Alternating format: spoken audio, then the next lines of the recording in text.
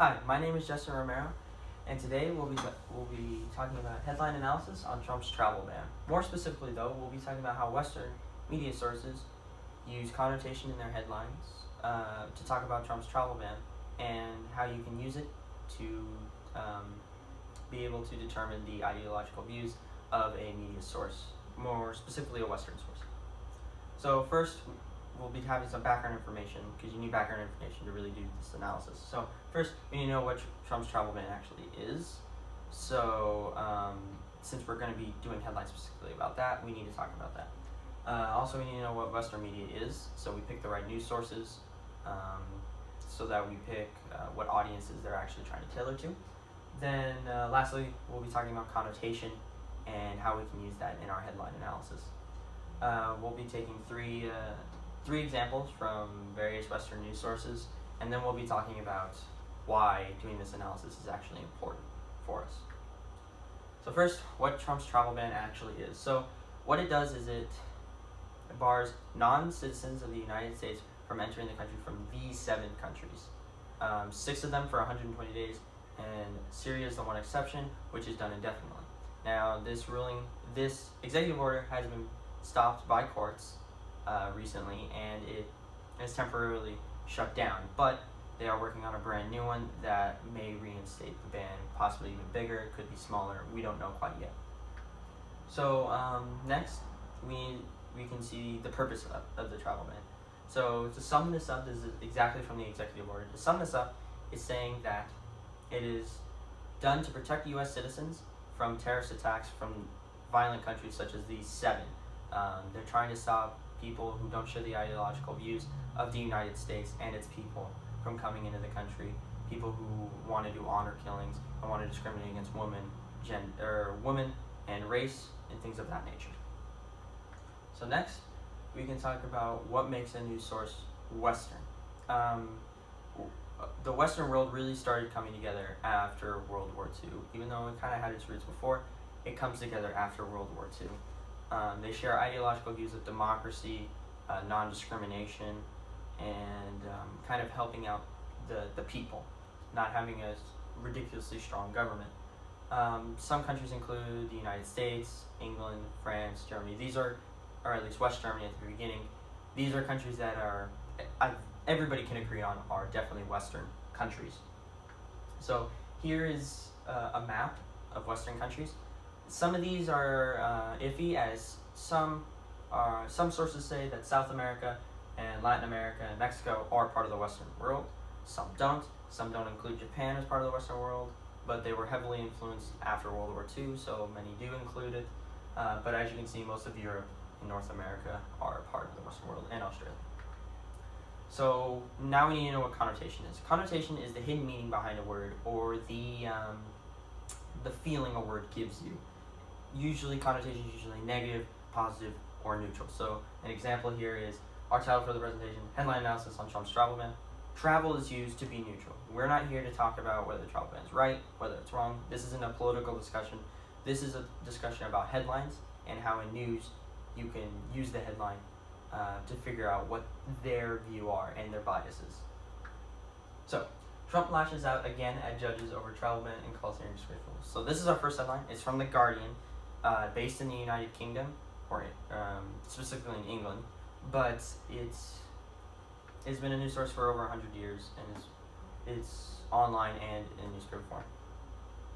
So our first words that we'll be looking at are lashes out.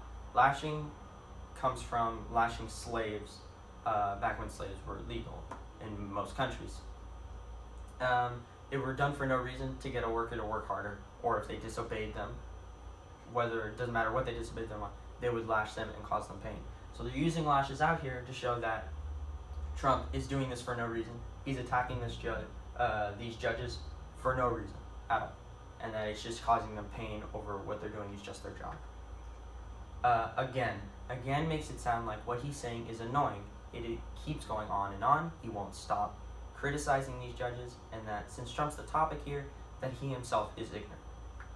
So both of these lead us to believe that the negative connotation shows how the ideology of The Guardian, or at least in this context, is anti-Trump or anti-travel ban at the very least, and that they're going specifically against him.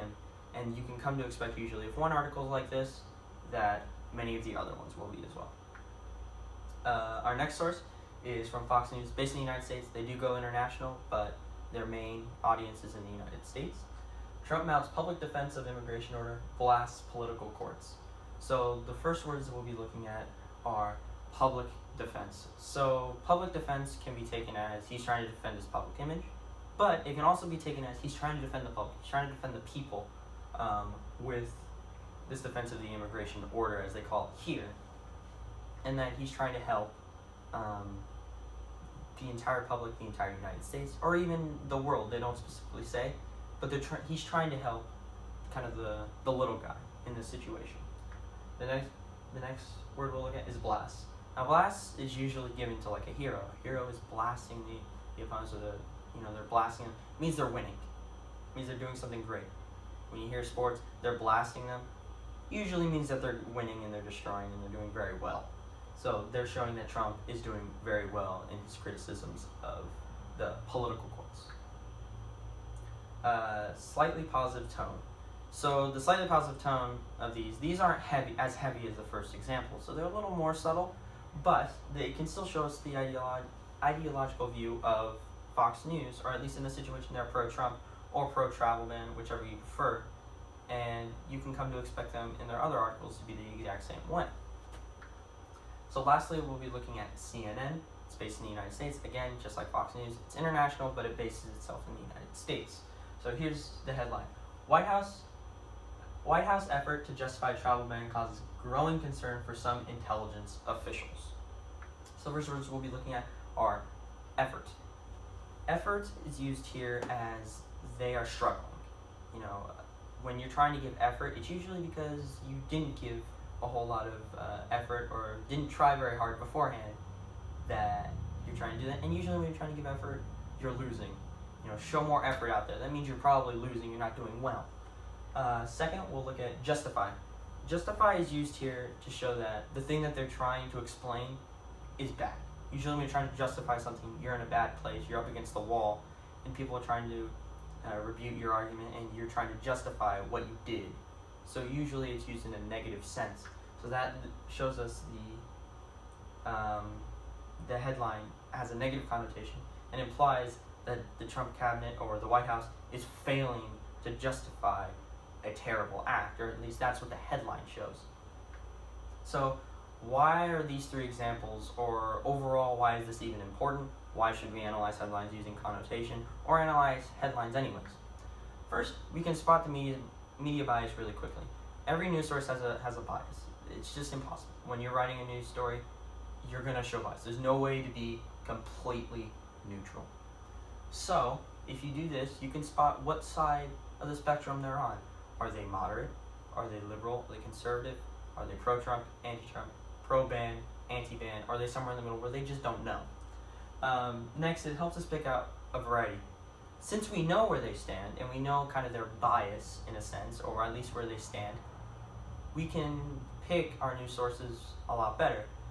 If I'm a conservative, if I just look at conservative news, that's not going to help me. It's just going to reaffirm my beliefs. The real way to think about policy, politics, or anything for that, or your daily decisions, you need to challenge your own beliefs. And that's what you need to do to really become a good decision maker. So, if I'm conservative, I want to look at some liberal news. Figure out, okay, what are their arguments? Why do they think they're right? And then you can make a better decision based on what you see in both news sources, and even a modern one. And it also lets us see the information put into different contexts, like I said. So, I can see, if I'm, again, same example, conservative, I can see a liberal point of view. That doesn't mean I need to agree with it, but I can understand where they're coming from. I don't need to believe in what they say. I just need to understand, okay, that's why you do what you do. And so, here are the works cited. The articles that are within the presentation are in here. So I've read them all.